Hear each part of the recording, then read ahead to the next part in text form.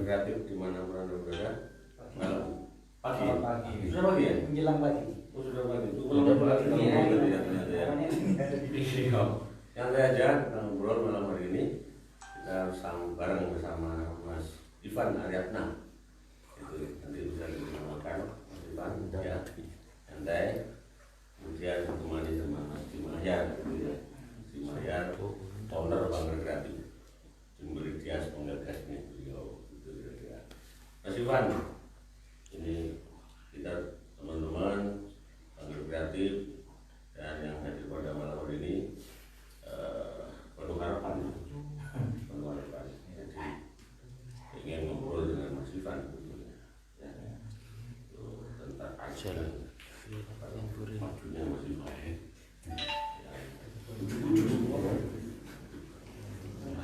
Itu kan karena baru 4 bulan Mas Ivan.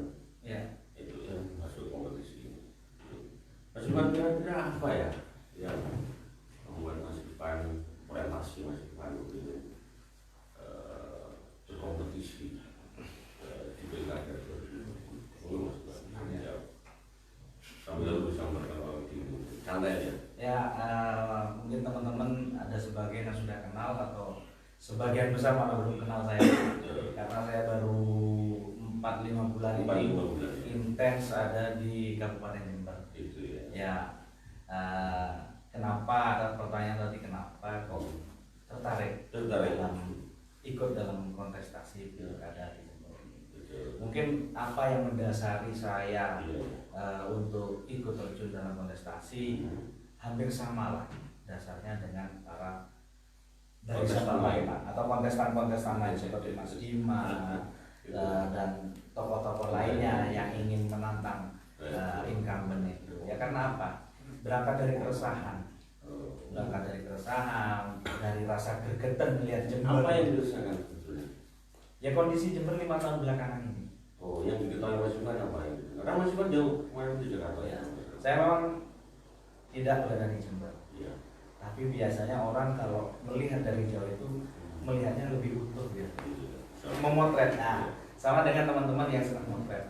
Kalau di zoom ini kan, di zoom kan malah sulit terlihat. Sulit untuk terlihat. Tapi begitu teman-teman di zoom out, semuanya utuh, potretnya utuh. Nah itu yang insya Allah yang saya lihat selama ini Jember melihat, menurut penafsiran saya kita melihat utuh dari jauh. Iya. Banyak sekali kondisi-kondisi Jember yang tidak seharusnya. Konkretnya seperti apa gitu?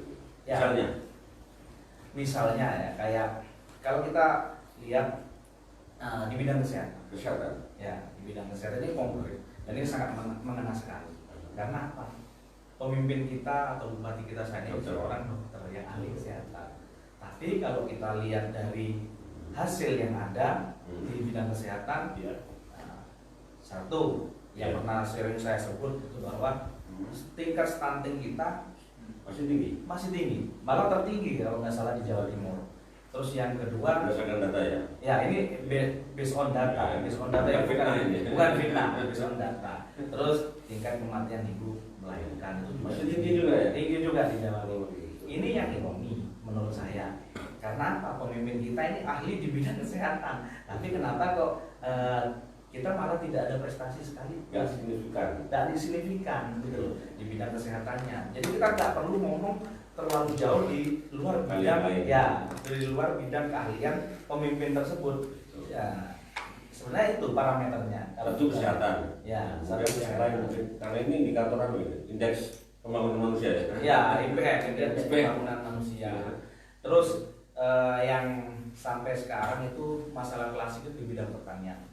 Ya, di bidang pertanian. Gak pernah selesai ya pertanian. Tidak pernah selesai dan malah ini ke depan kalau kita tidak jeli, tidak teliti melihat, tidak mentreatment secara utuh dan benar-benar serius di pertanian, ini akan ada ledakan masalah 5-10 tahun ke depan di bidang pertanian. Apa ledakan masalahnya? Kita telah melakukan regenerasi. Salah satunya. Regenerasi apa nih? Regenerasi petani apa? Regenerasi petani. Gitu ya? Iya, regenerasi petani. Anak tidak bangga lagi menjadi petani. Ya, karena dianggap dunia pertanian kurang menjanjikan. Untuk pemuda saat ini ya. Boleh kontak dengan lumpur. Itu nggak asik, nggak milenial banget. Tidak milenial dan sebenarnya kalau kita mau serius dan meniru cara bertani yang sudah ada di negeri-negeri maju, nggak usah terlalu jauh. Di Jerman petani bangga. Makanya bangga menjadi petani. Nggak usah jauh ke Jerman perbandingan terlalu jauh. Terlalu jauh ya. Iya. Di tetangga kita aja, Thailand, Vietnam, Malaysia, itu pemudanya tuh bangga. Lebih bangga menjadi petani ya. Bangga petani karena apa? Ada jaminan. Ada jaminan dari pemerintah bahwa mereka itu bisa bertani dengan nyaman dengan penghasilan yang tidak kalah dengan orang berdagang atau menjadi pengusaha. Malah petani di sana itu penghasilan rata-ratanya di atas para pegawai gitu loh. Tapi kalau di sini kan tidak terjadi hal seperti itu ya. Mungkin harusnya bagaimana sebetulnya pemerintah menstimulan supaya ini. Ini pemerintah harus hadir. Pemerintah harus hadir. Seperti apa bentuk kehadirannya? Bentuk kehadiran pemerintah itu ya harus kompleks ya. Pemerintah itu harus memberikan suatu solusi yang konkret untuk petani. Solusi yang konkret. Solusinya apa kira-kira konkretnya? Karena ini ngomong soal banyak hal. Ya. Kompleksitas dunia pertanian. Kompleksitas ya. Sekarang ini petani ini seperti kalau kita lihat realita di lapangan itu seperti dibiarkan hidup sendiri tanpa ada bimbingan, tanpa ada pendampingan, tanpa ada. Padahal sudah ada kelompok tani, ada BPL, ada dinas pertanian, tapi tidak maksimal. Itu ya. Kalau kita melihat kita tarik seolah-olah terbiarkan. Iya, tidak maksimal. Nah, kalau kita bandingkan dengan tahun 90-an, peran penyuluh itu sangat vital dan memang mereka hadir di tengah-tengah petani. Sehingga apa? Waktu itu ada yang namanya swasembada. Nah, itu kan parameternya. Kalau kita melihat sekarang, pernah nggak terjadi swasembada lagi? Ya, kalau datanya seperti apa? Kan nggak pernah. Saya tidak pernah mendengar adanya swasembada lagi. Apalagi di Jember ya, kita ngomong masalah Jember.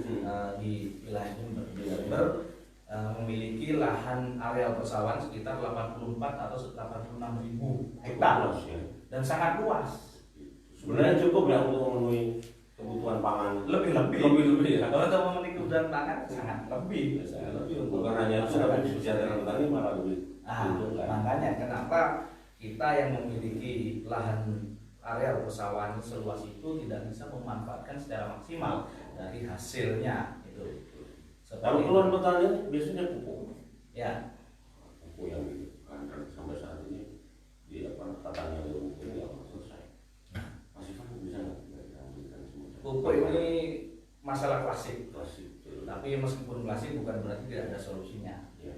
Saya punya hasil diskusi dengan tim yang saya sering ajak bicara itu. Sebenarnya ada salah satu exit way ya. Exit way tentang kelangkaan pupuk ini. Iya. Terutama untuk masyarakat Jember atau petani yang ada di Jember. Iya. Ya.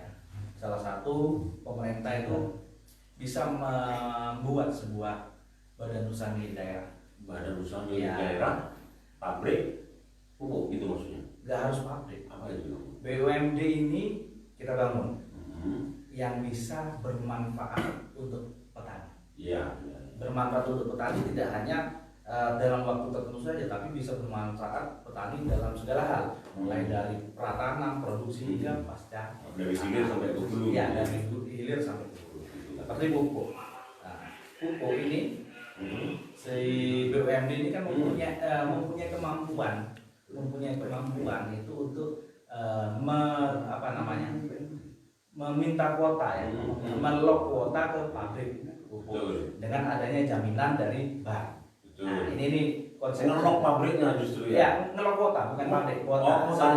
Semuanya kebutuhan misalnya 1 ton untuk 1 ton, umpamanya ini analoginya untuk satu musim tanam itu umpamanya 1 ton. BUMD tinggal lock kuota kan, lock kuota ke pabrik dengan jaminan yang dijaminkan oleh bank yang ada di Jember semuanya. Di sini kan sudah aman, berarti kalau sudah ngelok kuota kan sudah aman. Paling tidak kebutuhan pupuk yang dibutuhkan oleh petani di Kabupaten Jember sudah bisa aman, dibilang aman dari situ. Dan petani nanti kan belinya pupuk ke BUMD. Ya, BUMD ini dengan harga yang sesuai dengan standar harga yang ditentukan oleh pemerintah, karena ini dijamin. Itu jadi multiplier effect. Ya, benar. Petani diuntungkan, masih dapat PAD gitu. Ya, benar di situ. Ya, makanya profit oriented dan pelayanan namanya BUMD. Satu lagi Mas Ivan, ini kalau ngomong petani, kemudian kepedulian terhadap pertanian seringkali kan terpublish begitu ya, seolah pemerintah sudah peduli petani. Kita kan bisa melihat dari komposisi yang BD, performa BD Kabupaten Jember itu kan nggak salah cuma 12 miliar. Ya. Ya apa ini Mas Ivan? Nah, disinilah letak. Mau Mas Ivan dari Bupati itu berapa sih sebenarnya pantasnya? Stimulan untuk pemberdayaan pertanian itu.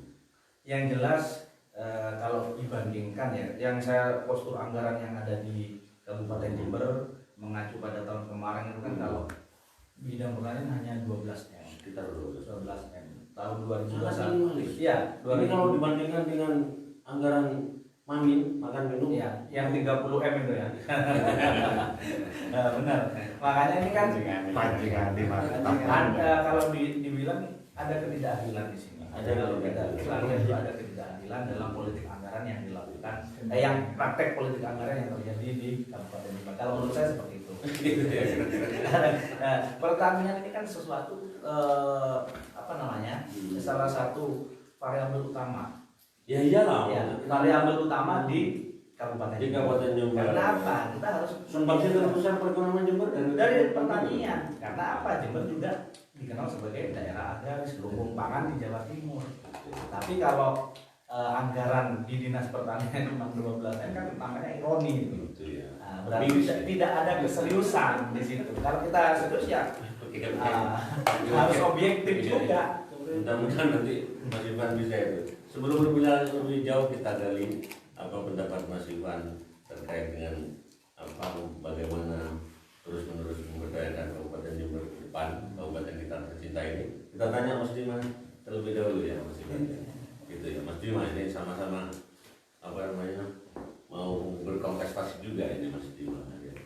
Ya seperti yang saya tanyakan kepada Mas Ivan tadi, saya ingin tanya juga kepada Mas Dimas ini, apa sebetulnya presentasinya? Jangan-jangan sampai juga hanya ingin berbeda-beda gitu. Ya,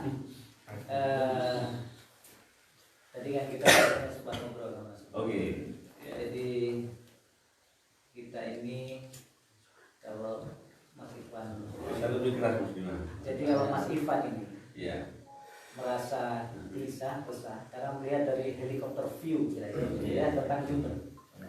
Nah kita ini pakai car view kira-kira begitu, karena kita ini hidup di Jember, kemudian aktivitas sepenuhnya di Jember, maka kita melihat dari sangat dekat, merasakan bahkan. Nah tentu plus minus ya. Nah tapi dari pembicaraan kita ternyata kita juga punya persepsi dan beberapa perspektif yang sama-sama gelisah ya, sama-sama gelisah. Ternyata baik dilihat dari helikopter view maupun dari car view, Jember ini ternyata ada sesuatu yang harus diperbaiki. Gitu ya. Kita ingin ke depan Jember jauh lebih baik. Itu. Apa yang menjadi lebih fokus Mas Dimas? Yang ingin diperbaiki lebih awal sebetulnya? Yang harus diperbaiki lebih awal misalnya tentang Jember. Pertama tentu kepemimpinannya. Kepemimpinan ya. Jadi kenapa kepemimpinan? Karena sistem sebetulnya itu sudah bisa jalan. Sistem sebetulnya. Pemerintahan itu juga sudah ada tata organisasinya. Ada undang-undangnya, reformasi birokrasi itu sangat lengkap dan detail. Apa yang harus dilakukan? Rekrutmen pegawai, promosi karir dan sebagainya itu sudah ada, merit systemnya sudah ada. Nah, tinggal kepemimpinannya, apakah kemudian berpihak kepada seluruh sistem yang sudah dirancang dengan baik. Nah itulah problemnya, makanya kita kemudian masuk di pilkada ini kontestasi kepemimpinan, suksesi kepemimpinan. Suksesi kepemimpinan. Masalahnya adalah antras ya terhadap pemimpin gitu ya. Ini soal komitmen dan kompetensi yang saya kira sangat bermasalah. Bisa jadi, saya sering sampaikan misalnya untuk orang-orang yang amati hal-hal yang mudah itu menjadi terasa sulit dilakukan. Tetapi bagi mereka yang mahir atau profesional, hal-hal yang sulit menjadi sangat mudah diurai. Nah, yang kita rasakan di Jember kan banyak hal yang sebetulnya sederhana, mudah, jadi ribut sekali. Jadi ribut ya. Pelayanan jadi nggak jelas. Nah, misalnya saya bikin yang paling sederhana, soal pelayanan publik. Contohnya masih banyak paling Izin yang paling besar tapi semua yang menyentuh paling mahir. Kita bicara soal KTP. Itu misalnya. Dan itu pentingnya.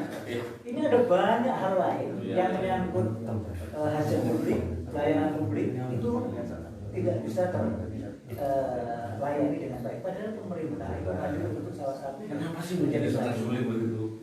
Kira-kira menurut pendapat Mas? Ya itu tadi, hulunya adalah kepemimpinan. Ini ada persoalan kompetensi mungkin dan ada persoalan soal karakter. Publikasi juga luar biasa loh. Tentang pelayanan publik yang sudah baik dan sebagainya. Wah, ada banyak kami keluhan. KTP sudah 2 tahun nggak selesai, KK luar biasa nggak selesai juga, dan banyak masalah di situ. Bagaimana sebetulnya harus diselesaikan? Dari persoalan membangun trust terhadap leader, terhadap pemimpin. Ya, saya kira goodwill itu nomor pertama. Ya. Kemudian dengan goodwill itu kita bicara mengenai kompetensi. Ya. Memang sekali lagi, ketika kemudian goodwill tidak ada, kompetensi juga terbatas, maka sistem pun akan terpengaruh. Eksekusi menjadi juga tidak tepat, ya kan? Dan ini kemudian merembet kemana-mana. Setiap bupati atau pemimpin itu selalu menyampaikan kalau sudah pilkada ini visi, ya kan? Tapi eksekusinya itu hampir kemudian kita rasakan kurang. Ya. Nah, eksekusi ini itu ada di misalnya birokrasi sebagai mesin yang digunakan oleh pemimpin untuk menyelesaikan seluruh program-program. Nah, hari ini kita juga tahu bagaimana kondisi birokrasi kita. Kondisi birokrasi yang Mas Dima ketahui seperti apa? Nggak usah jauh-jauh, yang paling mutakhir lah. Bagaimana Sekda dengan bupati, ya kan? Itu ya. Ini kan ironis ya. Di dalam sampai segitunya gitu. Jadi pemerintahan daerah itu kan bupati dan DPRD. Pemerintah daerah bupati, ya kan? Dan birokrasi di belakang. Nah, ini kita bicara pemerintah daerah, bupati dengan DPRD tidak harmonis. Pemerintah daerah sendiri, bupati dengan organ di dalam tubuhnya itu juga tidak harmonis. Apa yang terjadi sebetulnya menurut kacamata Mas Dima? Komunikasi politik bupati dengan DPRD, mulai bupati Pak Gibran menjabat sampai hari ini, gitu ya. Kayaknya ada sesuatu yang miss di situ. Kemudian di internal Pemkab sendiri juga terjadi seperti itu. Apa yang menurut Mas Dima sedang terjadi? Ada karakter kepemimpinan yang tidak tepat. Jadi sekali lagi mudah-mudahan ya bupati itu adalah pejabat politik yang dia dipilih 5 tahun sekali oleh rakyat secara demokratis. Maka memang ketika kita keliru memilih, sanksinya kan sanksi politis. Tinggal kita kembalikan lagi kepada rakyat. Bukan hanya sanksi politis ya Mas Dima. Kalau memilih itu ruginya banyak. Itu tadi ya. Jadi kan yang memilih rakyat. Seperti yang katakan Mas Ivan tadi, ruginya bisa pertanian nggak tergali, rakyat tidak diuntungkan. Itu kan. Iya, itu konsekuensi ketika kita salah memilih pemimpin. Kalau kita salah tanam, itu satu musim kita gagal menderita. Tapi kalau kita salah pilih pemimpin 5 tahun kita menderita. Mungkin bisa 10 tahun bisa berkelanjutan. Kira-kira. Ini yang berbahaya ini. Ya. Tapi trust itu Mas Bima sudah sangat tertanam di publik, gitu ya. Dan bahasa kemudian perubahan, kepingin menjadi lebih baik. Kayak Mas Ivan, Mas Bima ini mau maju jadi calon bupati, pasti ngomongnya kita bangun perubahan ke depan, kita buat Jember lebih baik. Tidak bosan publik itu. Ya. Gimana Mas Bima itu menjawabnya?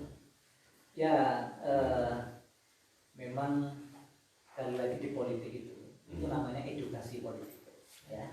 Jadi masyarakat dengan demokrasi ini memang akhirnya harus belajar untuk tidak gegabah memilih pemimpin. Jangan hanya karena melihat poster yang sedemikian rupa Masalahnya sudah dilarang kemana-mana. Itu kan semua yang didesain. Yang kita sebut kemudian pencitraan.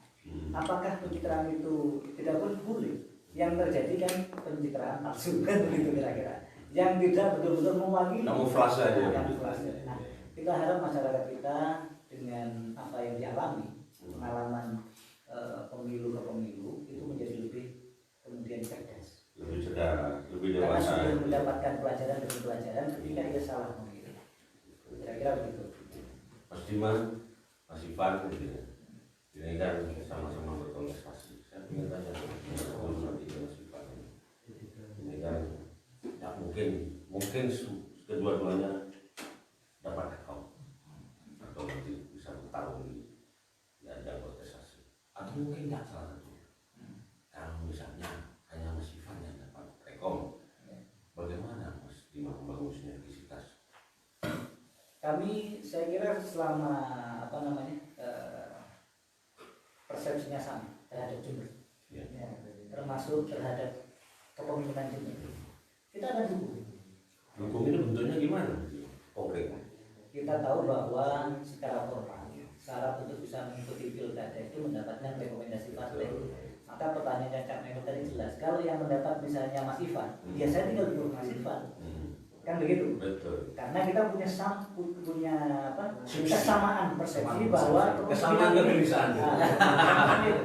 Jadi seperti itu kira-kira. Ya kira-kira sama lah. Mungkin kalau saya jadi dapat rekor, Mas Ivan dengan persepsi yang sama juga begitu. Kira-kira begitu nggak Mas Ivan ini? Jangan-jangan nggak sama. Ya, sama proses apa yang diungkapkan Mas Iman bahwa kami sebagai penantang ini ya, penantang incumbent kan. Dua-duanya ini kan penantang. Sebenarnya ada banyak. banyak penantang. Itu saya rasa niatnya sama-sama baik. Sama-sama baik. Niatnya sama-sama baik, yang ingin memberikan perubahan, memberikan warna untuk merubah Jember yang lebih baik ke depannya. Dan saya rasa kita akan bisa saling menguatkan. Betul. Gitu. Jika saling mengisi kekurangan gitu ya. kekurangan, dan ya itu kemungkinan ada kemungkinan kita bareng-bareng mendapat rekom. Ada kemungkinan ya ada salah satu dari kita yang mendapat rekom. Iya. Apapun itu kita harus bersinergi. Bagaimana kita bisa mengkonsolidasikan kekuatan, baik nanti kita bisa bareng-bareng bersaing ataupun salah satu dari kita bersaing, kita tetap bisa mengkonsolidasikan kekuatan itu untuk memberikan hal yang terbaik untuk Jember, dan bagaimana kita bisa melakukan perubahan bersama-sama ke depannya. Betul, luar biasa ini jawabannya dari beliau. Mudah-mudahan menjadi Amin. kasih bagi kita semua, pembelajaran dari calon-calon pemimpin kita bahwa demokrasi itu indah, demokrasi itu harus berbahagia, gitu. Harus kita selenggarakan dengan cara yang berbahagia.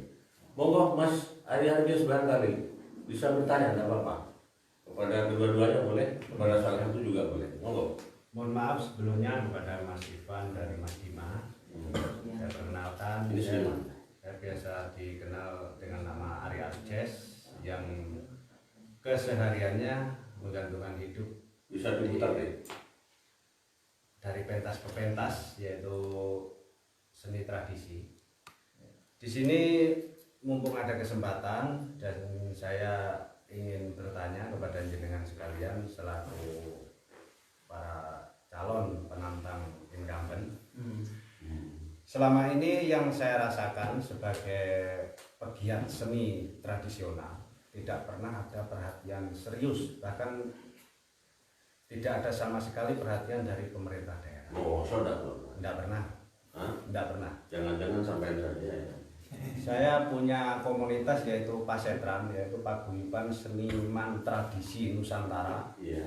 Dalam Paguyuban itu semua merasakan tidak pernah ada. Paguyuban sampai itu terdiri dari seniman apa aja? Terdiri dari seniman ludruk, janger, jaranan, pencak silat, mocopat, dan masih banyak lagi. Dan masih banyak yang lain. Nah itu rata-rata tidak pernah ada perhatian dari pemerintah daerah, khususnya Kabupaten Jember. Iya. Dan yang ingin saya tanyakan, apabila Mas Dima atau Mas Ivan nanti terpilih menjadi Bupati Jember, apakah berkenan memberikan perhatian yang lebih serius kepada pegiat seni tradisional? Kalau memang iya, bagaimana caranya? Sekian, terima kasih. Monggo, Mas Dima atau Mas Ivan lebih dulu. tentang pemberdayaan kesenian. Monggo Mas Ivan. Ya, terlebih dahulu. Bahwa seniman merasa nggak diperhatikan selama ini.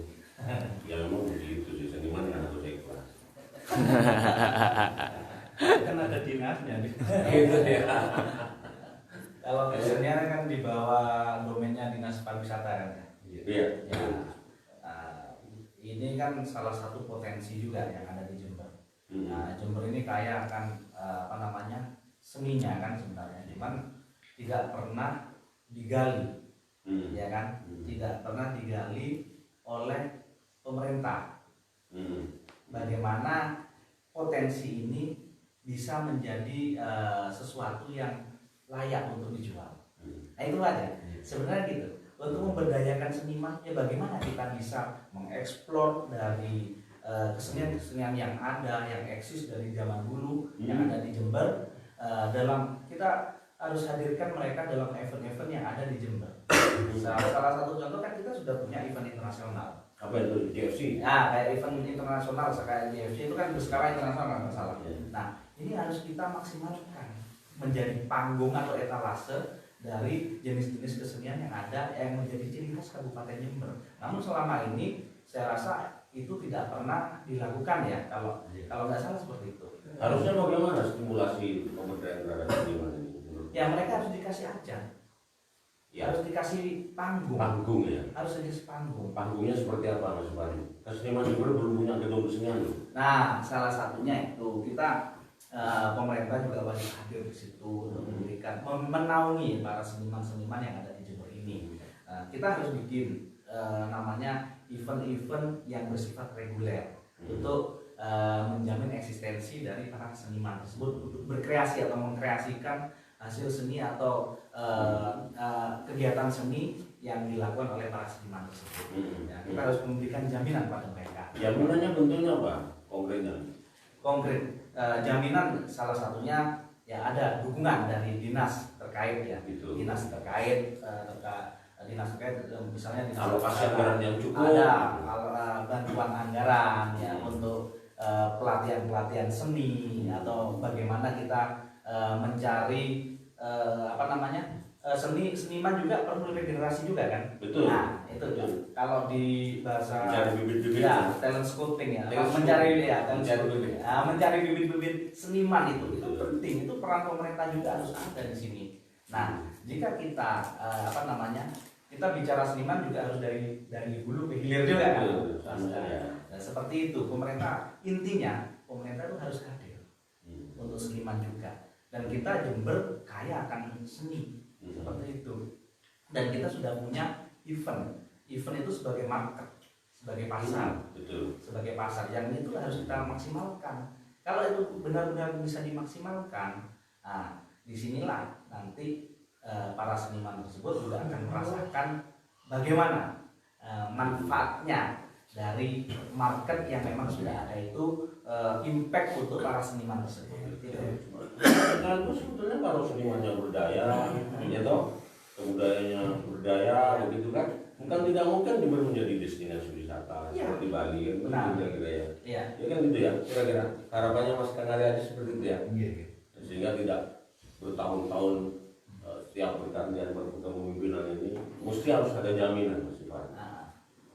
Bupati berkali-kali berganti, dia nggak pernah ada. Saya mengalami sendiri sejak zaman Pak Samsul di KJ nggak terurus ketika itu ya, maka kita dirikan yang namanya selama Pak Jadal juga begitu, ganti Bupati juga. Nah ini harus ada jaminan ke depan ini. Bagaimana kita ngomong itu kan seolah-olah begini, nggak ada link in match-nya. Kita ngomong pemberdayaan wisata, ngomong pemberdayaan kesenian, tapi perlakuan terhadap senimannya sendiri menjadi biang-biang. Ya, gimana nih Mas Ivan? Itu keseriusan dari pemerintah sendiri sebenarnya itu bukan hal sesuatu yang sulit ya, jika memang ada kesadaran dan keseriusan pemerintah untuk benar-benar apa namanya memberdayakan seni yang ada di situ. Ya kayak tadi terkait dengan politik anggaran juga. Betul, itu masalah politik anggaran, gitu ya kira-kira. Iya, seperti itu. Oke, Mas Dimas, barangkali punya konsep lain untuk menjawab pertanyaannya atau harapannya, ekspektasinya dari mana ini? Ya, sebetulnya untuk kebudayaan. Ya, saya kira kita ini punya sense juga, passion misalnya. Passion itu misalnya kita terlibat di dalam kegiatan-kegiatan kebudayaan. Mas sering juga ya Saya tampil di tempatnya mereka. Gitu. Nah, yang lainnya di beberapa kesempatan ketika ditanya sekian hal, saya kira seperti disampaikan Mas Ivan. Dalam posisi kita sebagai misalnya bupati, maka instrumen utama kita apa? APBD. Nah, APBD itulah yang kemudian diistilahkan ya, pengalokasiannya seperti apa.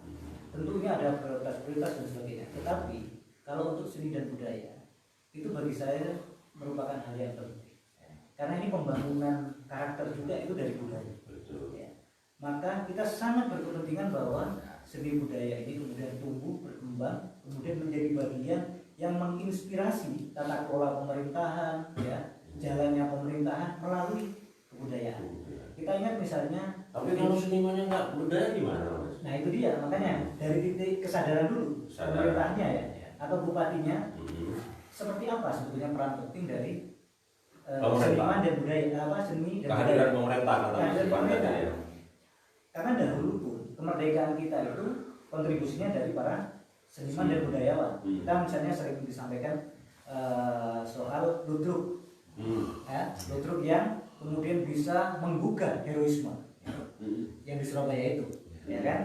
Jadi yang sering kita sebutkan ya, Pak Kupon Maitoro, Melo Nipon tambah Soro. Nah ini bagian kontribusi budaya, membangun heroisme, kemudian menyebabkan kemudian kita berjuang untuk merdeka.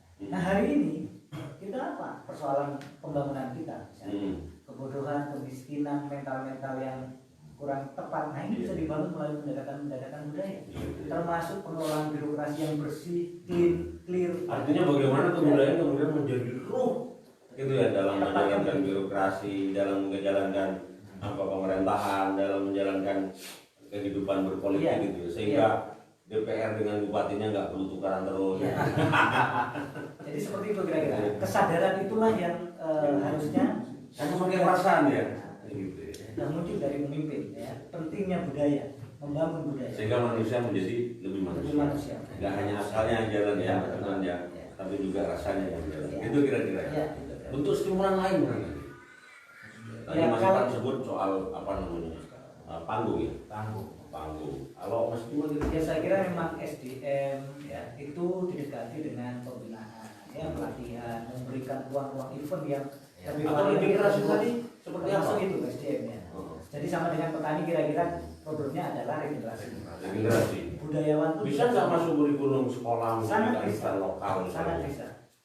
Sangat bisa. Nah, kenapa sekarang regenerasi di seni budaya itu kemudian tidak berkembang? Karena apresiasi yang rendah. Betul. Apresiasi dari itulah sebetulnya ruang yang pemerintah bisa hadir memberi apresiasi di samping fasilitasi sarana dan sebagainya. Banyak gedung nganggur, Mas Ivan. Justru itu. Ada serbaguna nganggur, orang nganggur, banyak gedung nganggur. Ya karena sejak awal bupati. Masa nggak bisa dimanfaatin itu? Ya kalau yang nganggur itu nggak hanya gedung, orang juga banyak nganggur. Orang yang nganggur semua karena banyak pengangguran ya. Oke, itu saya kira dua jawaban tentang ekspektasi seniman. Kira-kira memenuhi harapan nggak? Kira-kira jawabannya dua tokoh kita ini. Saya kira sudah cukup ya. Mudah-mudahan ya kita gantungkan harapan di Mas Ivan dan Mas Bima ini untuk membangun dunia kesenian ke depan. Mas Yobi, bisa nggak? Mumpung ada kesempatan monggo. Ya, silakan. Ringkas saja ini. Mas Yobi ini punya kegalauan juga Mas Ivan. Ya. Kegalauan lebih banyak dari kita. Tentang memori kolektif dari masyarakat Jember. Itu kita kadang-kadang pemerintahan sekarang ini kurang peduli lah, bahkan tidak peduli. Siapa bilang? Ya buktinya sekarang banyak misalnya temuan yang terdekat aja ya. Kemarin yang ada di Ledok Ombo itu tentang cagar budaya. Ya. itu langsung ditangani provinsi. Seharusnya itu Pemda yang masa Jember nggak ada dinas terkait? ya dinasnya Mestinya ya hanya menjalankan fungsi tugasnya, menjalankan fungsi administrasi aja, tapi fungsi yang lebih mendalam lagi, fungsi pemeliharaan dan sebagainya itu kurang. Apalagi misalnya Perda Cagar Budayanya tidak di Perda kemarin Perda Cagar Budayanya punya ya kita ya? Ya punya, tapi tidak diikuti, bahkan tidak dipakai gitu loh, tidak diikuti dengan regulasi yang dibawanya.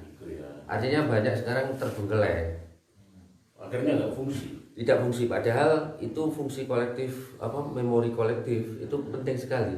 Oh, Jember itu tidak hanya sekedar kota yang dikenal, ujuk-ujuk ada riwayat masa lampau, ada yang masa lampaunya, ya itu kadang-kadang kita bahkan ditinggalkan sama sekali. Itu terkait pemerintah sekarang kurang peduli terhadap pemeliharaan sejarah. Ya, terhadap memori kolektifnya yang memori kolektif. Memori kolektif itu kalau diterjemahkan agak lebih sederhana Pak. Ya, ingatan bersama, misalnya aja tentang sejarahnya, tentang misalnya sejarahnya Duplang misalnya. Bukan, tidak usah jauh-jauh itu. Apa? Sejarahnya pemerintahannya sendiri aja lah. Sejarah pemerintah kita Dari bupati-bupatinya, dari bupati-bupatinya itu, iya. Bahkan di Pemda sendiri ada beberapa beberapa foto dari bupatinya itu tidak ada. Masa iya? Ya bahkan hari jadinya Jember sendiri juga masih debatable. Bahkan tidak ada surat keputusannya. Terus harapan Mas Yopi kalau nanti misalnya Mas Ivan atau Mas Diman? Ya pertama ada kepastian kebijakan politik will dari Tentang apa Pak? Bupati tentang sejarah dan budaya. Tentang sejarah dan budaya. Ya. Tujuannya apa? Tujuannya adalah mempertegas identitas dan kebanggaan warga Jember sebagai Jember. Supaya peninggalan-peninggalan terawat gitu. Bukan hanya sekedar peninggalannya, tapi kebanggaan warga Jember itu diatur oleh warganya sendiri. Seperti apa itu bentuknya? Misalnya bentuknya, misalnya pemimpinnya itu adalah orang Jember sendiri. Oh, gitu ya. Nah, pertama juga ini agak nggak berhubungan ini antara regulasi sejarah dengan pemimpin orang Jember. Ya, sangat berhubungan lah. Nggak primordial itu. Berhubung atau primordial itu penting. Iya penting. Primordial itu penting banget. Karena pembangunan itu kalau nggak primordial gimana? Nah, ini kan miliknya Mas Ivan jagonya. Jember bangun Jember. Nah, iya. Bukan hanya Mas Ivan aja, dua-duanya juga memiliki hal yang sama gitu ya. Itu ya. Oke, itu aja. Pertanyaannya dulunya kena ada sebetulnya ketidakpedulian dari pemerintah. Sekali lagi itu banyak sekali yang tulisan kita ya penyedas. Kalau kita gali betul-betul, dan mudah-mudahan ini bisa jadi bahan renungan beliau berdua nanti untuk menyelesaikan ini ya. Bahwa contoh kasus seperti ini kemarin Mas Yopi bersama teman-teman termasuk ada penemuan di Gedong Mas. Ada penemuan di situ akibat dari erosi Gunung Raung. Sepertinya ada bangunan yang tertanam di situ ya. Diperkirakan itu berumur akhir masa zaman Majapahit. Itu satu. Yang kedua tentang Duplang, tentang banyak hal lah, tentang aturan canggih-canggih di Kabupaten Jember, tentang sejarah-sejarah riwayat keberadaan Kabupaten Jember itu hampir tidak terpedulikan sama dengan resource-resource yang lain, sumber-sumber daya yang lain. Itu kira-kira Mas Ivan, kita tolong diyakinkan bahwa Mas Ivan kalau jadi nanti tidak seperti ini lagi gitu. Ya, ada jaminan. Ya kalau berbicara tentang sejarah di Jember, ada sesuatu yang belum utuh Jember ini. Salah satunya sendiri sampai sekarang hari lahir Jember itu masih debatable, kontroversi kan Mas. Nah itu yang dari situ kita harus selesaikan dulu. Kita harus mengumpulkan semua yang berkepentingan itu untuk membicarakan sejarah, salah satunya yaitu hari lahirnya Jember. Itu penting sekali sebelum kita melangkah ke yang lain-lain. Kenapa menjadi penting? Karena sejarah tersebut akan menjadi identitas.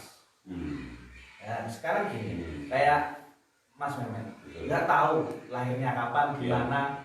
Berarti kan sampean nggak tahu sejarah sampean sendiri. Iya kan? Begitu Berarti pentingnya ya. sangat penting karena itu ada sebagian identitas sampean yang hilang. Nah, di sini kalau kita bicara identitas kan sangat penting karena identitas berkaitan dengan jati diri. Nah, Akhirnya kalau nggak penting nggak punya karakter. iya, kalau bicara jadi orang Jember ya apa sih? nah, makanya kita nggak bisa juga kalau identitasnya nggak ketemu, berarti ada yang sesuatu hilang kan? Berarti secara genetik juga kurang jelas. Kalau kita pilih ngomong pas. Makanya ini kan perlu ada namanya diskursus tentang sejarah yang bisa melibatkan semua elemen masyarakat, pemerhati sejarah baik dari masyarakat sendiri maupun dari pemerintah. Yang tentunya pemerintah di sini harus bisa memfasilitasi untuk namanya diskusi-diskusi sejarah terkait yang ada kaitannya dengan Jember di masa lalu. Dan itu sangat menarik tentunya karena nanti jika sejarah yang saat ini masih dilihat secara parsial tersebut bisa disatukan, bisa dirangkai, yang akhirnya akan menjadi sebuah cerita, sebuah sejarah yang utuh menjadi cerita yang utuh, dan akhirnya apa? Untuk melengkapi identitas dan melengkapi jati diri Jember itu sendiri. Akhirnya nggak kenal sejarahnya, nggak punya karakter, jenis kelaminnya nggak jelas. Nggak jelas juga. Orang Jember lah banjir apa gitu. Makanya. Mudah-mudahan nggak ya. Kan karena beda kan, kalau kita bicara Lumajang, bicara Banyuwangi udah jelas. Jenis kelaminnya jelas. Udah jelas. Tapi di Jember ini kan sampai saat ini belum ada. Gitu. Belum jelas gitu. Benar ya. Iya. Terus gimana ini Mas Diman? Enggak ini. Ya, Kita nggak jelas Salah kelaminnya. PR besar. Tapi kan yang harus digarisbawahi adalah kita merencanakan sesuatu yang tujuannya memperjelas. Ya. Bagaimana caranya? Misalnya mengumpulkan para pemangku kepentingan dengan tugas yang jelas. Apa? Memperjelas. Dan kemudian Apa yang harus diperjelas? yang jelas begini. Kalau tadi disampaikan bahwa seorang tidak ada perhatian terhadap memori kolektif atau sejarah, itu karena pemerintah juga merasa itu mungkin tidak penting. Mengapa itu Tidak ada nilai ekonomisnya. Karena tidak ada kesadaran dan Karena di situ nggak ada yang bisa menguntungkan. Itu. Jadi dia tidak memiliki pemahaman yang cukup, kesadaran yang cukup betapa pentingnya sejarah. Padahal kita tahu sejarah itu punya sekian fungsi, mulai fungsi informatif. Kalau kita misalnya mengetahui sejarah, salah satunya bisa-bisa kita tahu jelas Jember ini kapan sebetulnya namanya muncul, sehingga akhirnya apa? Akan bisa memudahkan kita kemudian mendapatkan informasi. Kemudian fungsinya misalnya edukasi. Ya, dari sejarah-sejarah masa lalu kita bisa mendapat pelajaran, kan gitu. Misalnya sejarah tentang kalau konteks pilkada, jatuh bangunnya kepemimpinan, kan begitu ya. Apa sebabnya, polanya seperti apa, kan gitu. Itu seperti itu. Sehingga masyarakat tidak mudah lupa. Tidak mudah lupa. Ini memang kolektif yang tadi itu. Kita mudah lupa karena memang pemerintah. Lali ingin kira-kira begitu. Jadi ada fungsi informasi, ada fungsi edukasi, dan ada fungsi inspirasi. Iya. Hari ini kita banyak sih menggunakan peninggalan sejarah yang tidak kita sadari. Kita di dapur ada peninggalan sejarah. Apa itu? Di zaman kebudayaan megalitik. Misalnya apa? Ulang itu. Itu peninggalan di zaman Flintstone film Flintstone. Dan ada banyak ya inspirasi di masa lalu. Termasuk misalnya cara mengelola air, cara mengelola irigasi, cara mengelola yang itu kearifannya sudah ada di masa lalu. Yang kadang-kadang yang sampai hari ini masih kita terapkan. Sampai hari ini kita terapkan. Contoh terakhir misalnya yang di situs Udombo itu. Ternyata yang namanya Udombo, ya dari namanya saja Topolimi itu pasti di sana itu dulunya ada tempat ya yang lebar, yang berat, basah kan gitu kan, air. Ternyata di sana memang ada. Dan ternyata situs itu diduga ya, itu adalah bangunan-bangunan yang digunakan salah satunya untuk menghormati tempat-tempat yang dimuliakan karena manfaatnya apa? Sumber-sumber air yang bermanfaat. Nah, jadi kemudian sumber-sumber air itu hari ini seperti apa? Ternyata kan sistem pengairan di sana tidak mengikuti yang lampau. Misalnya begitu. Jadi ada banyak sekali sebetulnya manfaat-manfaat sejarah yang andaikan Bisa para digali pemimpin itu kemudian menyadari pentingnya, ada kesadaran itu, pasti dia merasa penting, karena penting dia bergerak, karena kemudian berpihak, disiapkan anggarannya, dukungannya, fasilitasinya. luar Kira-kira biasa. begitu. Itu jawaban dari Mas Bima. Saya Bapak. Oh sampean, langsung Mas Agus Kecap. Gimana? Perkenalkan Mas Ivan, nama saya Ya. Agus Kecap. Ya. Saya salah satu pengurus partai PKB. Tapi di sini saya tidak akan bicara tentang partai saya. Kebetulan keluarga saya itu kehidupannya ada di Pasar Tanjung, Mas Ivan. Cari Pasar nafas. Tanjung ini masih soal pasar. Ya, kami hanya ingin pasar itu dulu kan salah satu program incumbent, pasar modern. Ya. Memang sudah tercapai Tradisional yang direnovasi. Iya, tapi cuma renovasinya kan di luar. Katanya Ramadura pernah bedeki dengan anggaran sebesar itu. Tapi fasilitas yang kita dapat nol. Bahkan sekarang Mas Ivan, penjual sayur itu bukan malah mendapatkan fasilitas. Lu kan diberi itu tenda-tenda kemarin. Bukan diberi itu Bapak. Gimana? Itu disuruh kembalikan lagi habis jualan. Oh. Itu dicucu itu namanya. Habis jualan Dikembalikan ke Maksudnya? kantong. Jadi bukan Maksudnya gimana? Inventaris daerah, inventaris sebenarnya. Bukan dikasih, bukan hibah ya. bukan hibah. Tapi setelah jualan itu ditutup, Setelah jualan ditutup. dikembalikan ke kantor atas. Oh, diamankan. Pertama yaitu Mas Ivan, fasilitas yang kami butuhkan. Satu, kamar mandi sangat kurang dan sangat kotor. Padahal kita di sana kan jualan bayar kontribusi. Itu pun tidak ada tanda kontribusi. Ada karcis. Jadi akhirnya pedagang jualannya ngawur liar. Bahkan fungsi Pasar Tanjung sekarang sudah pindah alih dari jembatan Jompo mau nyampe ke Gedung Kusuma sana, Gedung Disko. Sampai ada yang di belakang Matahari di kampung-kampung Utara, sekarang. selatan terus ke timur ya. Iya. Terus itu. Oke. Nah, jadi yang di atas sekarang kosong. Justru nggak ditempati karena apa? Pembelinya nggak ada. Pembeli nggak ada, kontrakan toko itu mahal. Oh, kontraknya mahal. Terus para pembeli sudah malas mau naik ke atas karena yang dari arah Jompo ke selatan, Matahari sampai ke belakang, Pasar Loa itu Terus sudah siapa yang ngasih fasilitas di jalan-jalan itu? Kan Nah, enggak. itu. Kan nggak berani berdagang. Yang kalau jelas, ada yang amankan. pihak pemerintah kurang memberi apa ya, kurang menyentuh, kurang turun. Karena ada petugas yang mestinya bisa ngatur. Petugas di Pasar Tanjung itu asalkan kasih uang rokok sudah selesai dikasih tempat. Oke, pertanyaannya Nah, pertanyaannya bukan pertanyaan sebenarnya. apa harapan? Harapan saya ke Mas Ivan. Apa kedepannya untuk para pedagang Untuk pasar menata, kecil? memberdayakan pedagang Memberdayakan kecil. Ya. kecil. Oke, monggo langsung dijawab. Ini sebenarnya dari paparan tadi kan dari deskripsi pasar. Pasar itu. Pasar yang apa namanya, yang menjadi tempat pertemuan antara pedagang dan pembeli, Betul. yang saat ini menurut saya tidak nyaman dan tidak layak. Itu sehingga apa? Pernah ke pasar Tanjung nggak? Sering. Itu sangat tidak layak. Ya memang kalau kata Mas Agus tadi itu hanya kosmetik belaka, itu memang benar. Dilihat dari luar memang tampilannya agak lumayan. Wah. Ya, bukanlah sih agak lumayan aja. Tidak Wah, wah. Anggarannya maksudnya. Anggarannya wah. Wah, saya kurang tahu.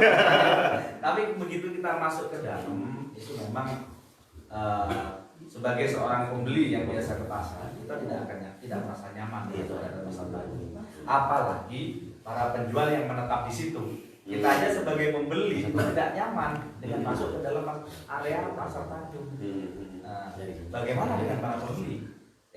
Bagaimana dengan para penjual yang notabene setiap hari mereka berdagang di sini? Nah, karena tidak nyamanan tersebut, akhirnya apa?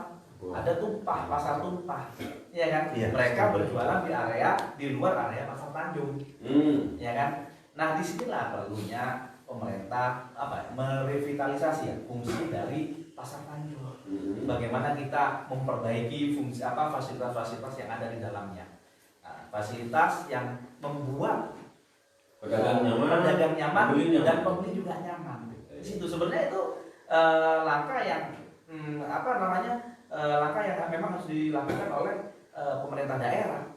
Dan itu kan sudah ada anggarannya sebenarnya. Betul. Nah, tinggal dari kalau kita mau apa istilahnya Mas Dimas tadi ada goodwill dari pemerintah, willingness dari pemerintah bagaimana memperbaiki dan merevitalisasi fungsi dari pasar Tanjung itu sehingga pedagangnya juga nyaman, pembelinya juga nyaman dan ketertiban di sekitar pasar juga harus terjaga. Nggak ganggu lalu Nggak lintas. ganggu lalu lintas dari parkirnya dan lain-lain. Pokoknya semuanya serba nyaman.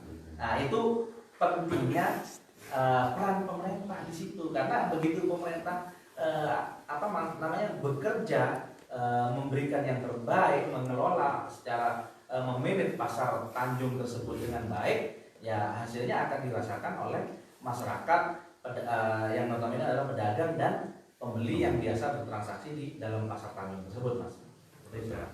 Saya sampaikan ke teman-teman pedagang nanti. Gimana nyampainya? Hah? Pilih Mas Ivan.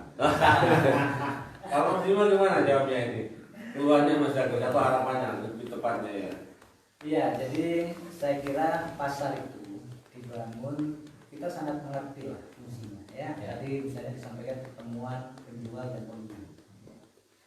Nah, kita berharap fungsi itu bisa berjalan dengan baik dan ideal. Kalau itu berjalan, maka akan ada rasa nyaman. Yang terjadi hari ini, karena ada fungsi yang tidak berjalan, maka ada yang tidak nyaman. Siapa terutama hari ini? Kalau pembeli mungkin nyaman, karena ketika yang penting dapat barang nyaman. Ya, dia lebih mudah misalnya ya, nggak perlu parkir, yang Ya, harus perlu berbayar, ke atas, nggak perlu masuk, nggak perlu naik, nggak perlu cari, cukup istilahnya sekarang itu drive thru. Iya. Dia kan mau cari sayur itu drive thru, berarti selesai berangkat. Iya betul. Pembeli nyaman. Tetapi bagaimana dengan penjualnya. Nah, pemerintah itu seharusnya hadir untuk menemukan formulasi dua belah pihak supaya aman. Nah, apa yang harus dilakukan? Pertama, regulasi memang harus jelas. Yang kedua, penegakan regulasi. Saya cuma menambahkan yang disampaikan Mas Ita. Yang disampaikan itu sudah sepakat saya dengan itu. Tapi hal yang misalnya seringkali kemudian apa yang disampaikan Mas Agus terjadi karena kita ada regulasinya, ya, tetapi tidak ada penegakan. Ya. Itu kira-kira tambahan. Nyaman dulu ya. Akhirnya seperti itu. Soal yang lain-lain kenyamanan itu sarana prasarana dibikin lebih Ya, oke. sistem dibikin lebih. Nah itu tadi sudah ya disinggung. Tapi saya kira Soal penegakan regulasi. regulasinya diperjelas, ya disosialisasikan ini begini-begini. Transparan juga kemudian, dalam- kemudian ditegakkan dengan konsisten. Kadang-kadang ya, yang terjadi regulasi sudah sama-sama tahu, kemudian ditegakkan, tetapi sporadis, insidentil. Sesekali ketika mulai Tidak menyeluruh gitu ya. Ya. sudah Baru banyak, ditegakkan. baru turun Hukum. nih tugas dirikan itulah yang sering terjadi. Saya kira itu. Perlu konsistensi. Nah, konsistensi dan komitmen lagi-lagi ya. Lagi-lagi itu. Monggo Mas Agung barangkali ada yang mau ditanyakan terakhir? Ya, terima kasih. Perkenalkan, nama saya Agung Suryono. Mas, Jadi untuk saya agak mudah-mudahan aja lu. apakah jenengan sanggup menjawab salah satu dari janji Bupati Apa janji? Faida, yaitu menjawab warung jejaringan. Warung jejaringan. Jadi itu salah satu janji mungkin yang tidak terlaksanakan seperti itu. Seandainya kalau jenengan berdua ini ditakdirkan siapa saja bisa tidak melanjutkan janji Bupati Faida untuk membentuk ekonomi kerakyatan, salah satunya yaitu membentuk warung jejaringan. Gitu ya. Itu yang tidak terrealisasi kemarin atau Iya, atau sampai nggak tahu kemarin mungkin sudah terrealisasi. Tidak ada capak. Oke, terima kasih. Jangan-jangan sudah realisasi sampai nggak tahu. Enggak, belum. Gitu ya.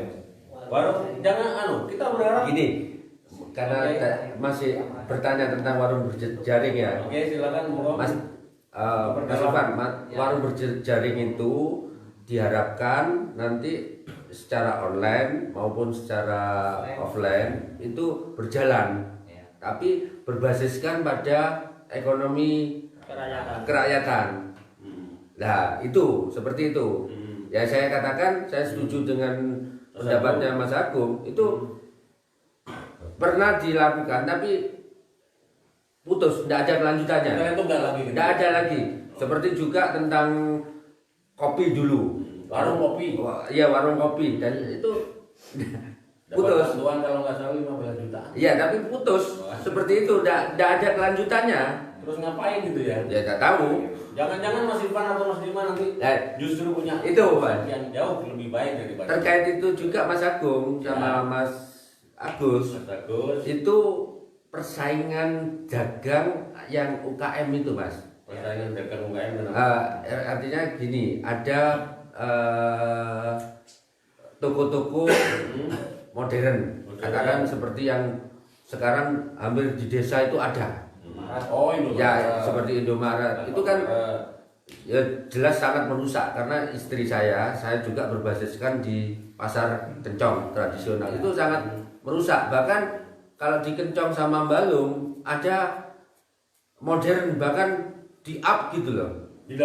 Kalau dilarang nggak mungkin. Nggak mungkin, tapi dibatasi gitu ya. Bukan hanya dibatasi. Inilah yang kecil ini, yang UKM ini, yang pasar ini. Pertama harus ada apa? Istilahnya ketahanan gitu loh. Seperti apa bentuknya? Ya bentuknya seperti, ya jangan diutamakan yang besar, yang seperti itulah. Membatasi misalnya tiap satu kecamatan hanya satu. Sekarang di desa itu bahkan ada 2. Kalau di berhadapan malah ya. Di Kencong itu satu desa 4, Indomaretnya 2, Alfamartnya 2. Artinya perlu pembatasan ya. Perlu ada pembatasan. Nah, juga terkait dengan tadi itu warung berjering itu sebetulnya memberdayakan banget, tapi tidak ada realisasinya. Itulah. Tanya Mas Ivan, dulu ada namanya konsepnya warung berjaringan. Ya semacam warung online atau warung offline, tapi saling berhubungan satu sama lain, saling terhubung, saling connecting, saling berhubungan satu sama lain. Itu kira-kira dulu itu masuk dalam janji. Tapi kira-kira tahun pertama kalau nggak salah hanya terimplementasi 400 pedagang kalau nggak salah. Dari target 1.000 sekian. Itu kira-kira. Setelah itu nggak lagi putus, nggak tahu kenapa masalahnya, tanpa penjelasan yang jelas begitu kira-kira. Mas Ivan berasanya malah lebih punya konsep yang lebih itu. Ini kan dunia berkembang. Saya kurang terlalu jelas detail ya melihat konsep warung berjaringan yang digagas oleh Bupati yang sekarang ini, yang tertuang dalam janji-janjinya seperti apa. Tapi kalau dari saya sendiri, pemikiran saya, kalau warung berjaringan itu pakai sistem online kan berarti ya? Tidak harus. Berjaringannya itu dengan apa ini maksudnya? Warung ini berjualan gitu. Jualan kopi atau apa gitu ya. Terus saling berkoneksi satu sama lain. Kira-kira seperti itu ya. Tapi saya juga kurang jelas. Iya, makanya saya hanya namanya aja baru berjaringan. Iya, tapi saya terus sebenarnya nggak jelas juga. Makanya saya masih sumir melihat mendengar konsep dari atau gagasan warung berjaringan seperti apa. Tapi kalau yang saya, untuk pemberdayaan ekonomi itu di Jember ini kan sangat luas. Iya. Dan sekarang ekonomi itu hanya tersentral di beberapa titik, salah satunya di kota, di area perkotaan. Nah, supaya ini bisa terdistribusi secara merata, kita harus bisa menggeser atau membangun sentra-sentra ekonomi baru. Sentra-sentra ekonomi baru itu yang saya rasa lebih penting ketimbang warung berjaringan tadi, karena itu lebih real dan konkret. Kita harus menciptakan atau membangun sentra-sentra baru, mungkin kita geser di level ke kecamatan. Di setiap kecamatan kita akan bangun, kita harus bangun sentra-sentra ekonomi baru. Seperti itu. Mungkin ini lebih mengena ya ketimbang sebuah konsep yang masih sumir dan teman-teman sendiri masih bingung seperti apa, dan yang membuat pun, yang menggagas pun bingung sehingga tidak jalan gitu, tidak realisir. Nah, nanti kita ngomong yang lebih konkret ya, bagaimana kita ngomong yang bisa dilaksanakan aja. Yang bisa dilaksanakan, kita bisa menggeser sentra perekonomian yang sekarang terlihat masih terpusat di beberapa titik, kita lebih perluas itu. Betul. Itu dari Mas Ivan, Mas Dima mungkin punya konsep yang lain berbeda atau mungkin mendukung? Ya, jadi dari satu perspektif ya Kita harus menumbuhkan sentra-sentra. Ya, kita tahu Jember ini ya, ada semacam disparitas wilayah secara ekonomi. Ya. Selatan tumbuh lebih tinggi daripada utara. Padahal ini sama-sama penduduk Jember. Maka kita harus pikirkan supaya ini terjadi pemerataan. Jadi tidak tumbuh di selatan, kemudian timpang di utara. Padahal salah satu tugas kita adalah pembangunan inklusif. Ya, tumbuh tapi relatif merata atau kesenjangannya. Maka itu kita pikirkan. Yang kedua, kita melihat bahwa Jember ini memang masing-masing tempat dan daerah itu punya komoditas-komoditas tersendiri kan, yang khas di wilayah itu. Cuman memang di tahap berikutnya komoditas itu kemudian saat tahap untuk dikonsumsi atau dipasarkan itu problemnya. Karena sebaik apapun produksi yang kita lakukan, mau produksi yang bersifat pangan maupun bersifat lainnya, itu kan lagi-lagi akhirnya di pasar. Ketika ia tidak terserap di pasar, ya maka juga ya. cuma juga. Kalau tengah kiri. Jadi kita bina petani sebaik mungkin bagus, jangan Tidak ada jaminan Nggak ada jaminan. tidak pasar. Maka muncullah misalnya konsep bagaimana masyarakat yang begitu. Sementara penduduk kita ini mengkonsumsi kadang-kadang bukan barang kita, padahal barang itu ada di kita, ambil dari luar daerah. Nah konsep kita adalah wong Jember, kalau kamu Jember, wong Jember mengkonsumsi barangnya Jember sendiri. Bagaimana Produksi caranya? sendiri, ya toh, Nah, mengkonsumsi sendiri begitu ya. nah, Duitnya muter di Jember. betul. Ya. Jadi kalau bisa kan terus Ini siklusnya intinya wong Jember bangun Jember kalau. mudah-mudahan diterjemahkan oleh mudah-mudahan begitu. Jadi kita harapkan begitu ya. Gitu Jadi ya. ketika itu kita bisa produksi, distribusinya tidak jauh-jauh di Jember juga. Gitu ya. Itulah kemudian muncul kira-kira gambaran warung berjaringan secara offline. Jadi misalnya di Jember ini produksi komoditas Kopi. misalnya di utara nih paling banyak. Gargasan. Nah, ini ada mungkin BUMD yang menampung. Ya. Ikannya di Dia laut. ibarat seperti Unilever. Kemudian didistribusikan di toko-toko jaringan itu seluruhnya, sehingga tidak perlu Harus kita ke sana, ambil dari ya. Bondowoso, dari mana itu begitu. Itu kira-kira yang di Gambarannya saya nggak tahu persis juga. Ya. Tapi Mungkin, kalau kita kan gambaran- sama-sama nggak tahu. Betul, gambaran versi saya adalah begitu. Ya. Misalnya ada di daerah kita di Balung itu ada produsen kerajinan luar biasa, ya kan? Manik-manik. Manik. Nah, kadang-kadang kan ironi. Kita ini sering beli barang di Bali, ternyata barangnya dari Bali. Nah, akhirnya yang mendapatkan nilai tambah adalah tempat lain. Nah, dengan warung berjaringan itu mana sentra produksi? Lalu kemudian kita pikirkan distribusi melalui warung-warung berjaringan. Itu ya. Itu maksudnya kira-kira. Kira-kira begitu. Oke, ini sudah terlalu lama kita. Terakhir Ya. Terakhir saja. Dari generasi muda. Generasi muda Generasi muda mewakili Solo. Ya. Silakan. mewakili mungkin salah satu mahasiswa Kabupaten Jember ya. Oke. Ini kan terkait program Bupati sekarang kan berjalan, program yang beasiswa Bupati. Ya, Menguntungkan nggak bagi mahasiswa itu? sangat menguntungkan sekali. Menguntungkan. Nah, Kita saya akan saja ya, ya kalau itu menguntungkan. ingin bertanya kepada Mas Ivan sama Mas Dima, jikalau nanti ditakdirkan menjadi bupati, apakah akan melanjutkan program itu dan juga atau mungkin lebih baik nanti. atau mungkin lebih baik karena di masih sini ada kekurangan-kekurangan. ya mahasiswa di sini banyak yang khawatir kalau nanti incumbent ini nggak jadi lagi, takut itu nggak iya Jadi biar ini campaigns. iya Oke, langsung dijawab. Misalnya kalau mahasiswa berpikir termakan opini yang dibangun oleh incumbent itu mahasiswa tersebut mahasiswa absurd. Menurut saya. betul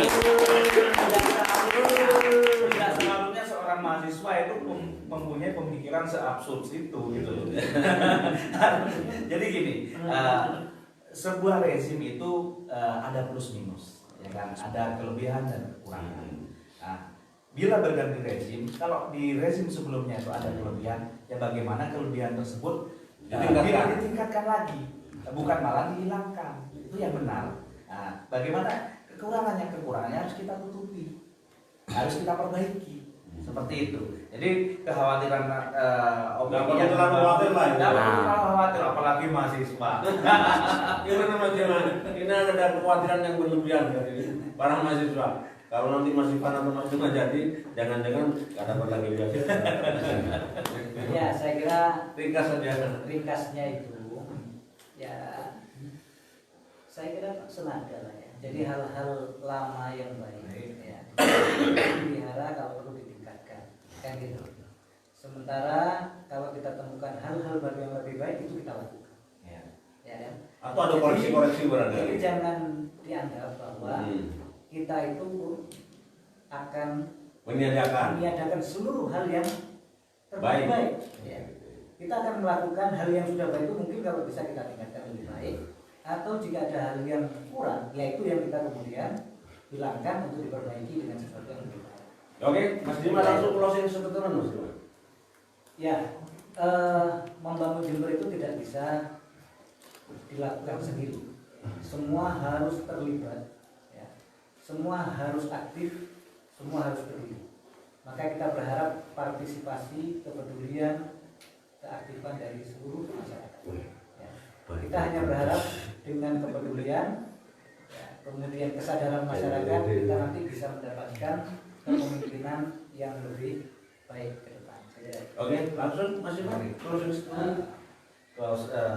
Kalau saya itu sederhana aja, Jember, bangun Jember.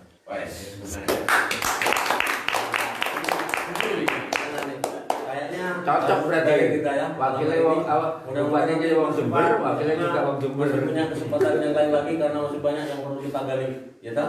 Kita dalami, kita terus eksplor supaya apa ada menjadi edukasi bagi publik mengerti, ya, tidak terprovokasi seperti katanya mahasiswa tadi. Iya. Takut-takut kalau nanti Mas Dima atau Mas Ivan jadi bupati malah yang baik ditiadakan. Itu jawaban.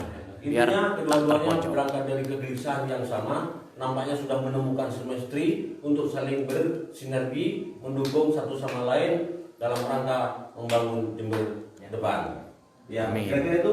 Lebih kurangnya saya mohon maaf, Mas Iman juga mohon maaf, Mas Diman mohon maaf. Terima kasih kehadirannya semuanya, teman-teman sekalian. Wabillahi taufiq wal hidayah. Wassalamualaikum warahmatullahi wabarakatuh. Waalaikumsalam warahmatullahi wabarakatuh.